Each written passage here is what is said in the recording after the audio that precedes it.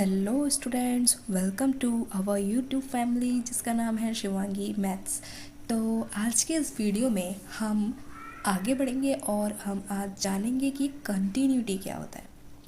तो चलिए शुरू करते हैं। तो देखिए, कंटिन्यूटी का एक हिंदी मीनिंग तो हम ऐसा निकालते हैं कि जो निरंतर हो। तो ऐसा ही अब ये कॉम्प्लेक्स में कैसे हो? तो कॉम्प्लेक्स में हम क्या ही चीज़ लेते हैं, हम कोई भी फंक्शन लेंगे, उस फंक्शन को किसी भी पॉइंट पे हम उसको ज़रा नज़दीक से देखने की कोशिश करेंगे कि आखिर उस पॉइंट पे और उसके अगले पॉइंट पे जाने तक जो फंक्शन है क्या वो निरंतर है, यानी कि कंटिन्यूअस है, कहीं पे ब्रेक तो नहीं हो रहा है। तो ऐसी सारी चीज़ें देखना इस कंटिन्यूटी के थ्रू हम सीखते हैं। ठीक है, तो जैसा कि मैंने कहा, कोई फंक्शन पे देखेंगे तो हमें कोई फंक्शन चाहिए, तो हम वही डिफाइन करेंगे कि लेट फंक्शन है, कोई भी फंक्शन है। अब कोई फंक्शन है तो वो किसी ना किसी डोमेन पे तो डिफ़ाइन होगा ही, ये नहीं कि हम पूरे के पूरे ही कॉम्प्लेक्स प्लेन पे उस फंक्शन को ले लेंगे। वो फंक्शन है, माना कि कोई भी फंक्शन है वो डिफाइंड है हमारा किसी भी डोमेन में जो सबसेट है सी का, यानी कि जो कॉम्प्लेक्स नंबर है उसका सबसेट है। ठीक है, अब मैंने कहा जैसे कि उस पॉइंट, हमें उस फंक्शन के अंदर कोई पॉइंट लेना पड़ेगा।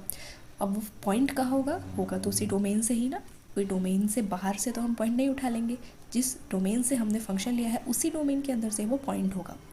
तो यानी कि हमने कोई पॉइंट उठाया z0, z0 हमने कोई पॉइंट उठाया।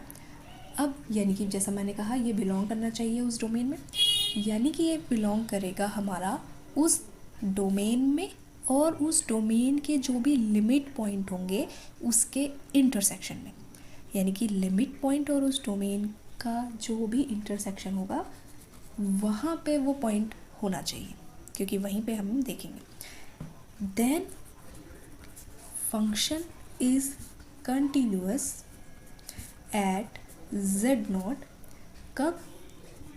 If limit z tends to z0 fz equal हो जाए fz0 के।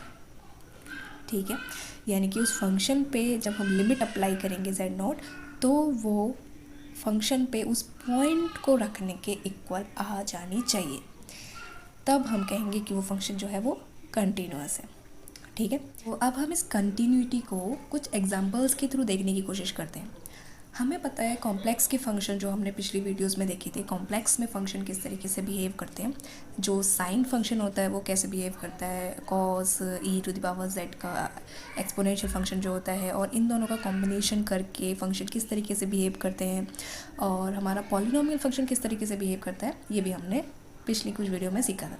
तो ये जो सारे फंक्शन हमने पढ़े थे ना कि sine z, cos z, sine z, cos z और हमारा e⁻z, और इनके कॉम्बिनेशन से बना हुआ कोई भी function, suppose sine z upon, या इनके मल्टीप्लिकेशन से बना कोई भी फंक्शन, और हमारा जो पॉलिनोमियल फंक्शन होता है a0 z plus a1 z square plus so on करके an zn, ये जो पॉलिनोमियल फंक्शन होता है, ये जो भी फंक्शन होते हैं, ये जो फंक्शन होते हैं ये हमारे कंटिन्यूअस फंक्शन होते हैं।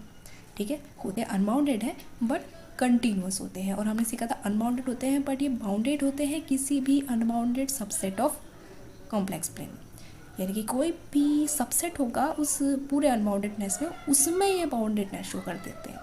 ठीक है, तो ये हमारे कंटिन्यूअस फंक्शन होते हैं। और हम कहें तो यही फंक्शन काफ़ी है आई थिंक ये सोचने के लिए कि कंटिन्यूटी क्या होती है।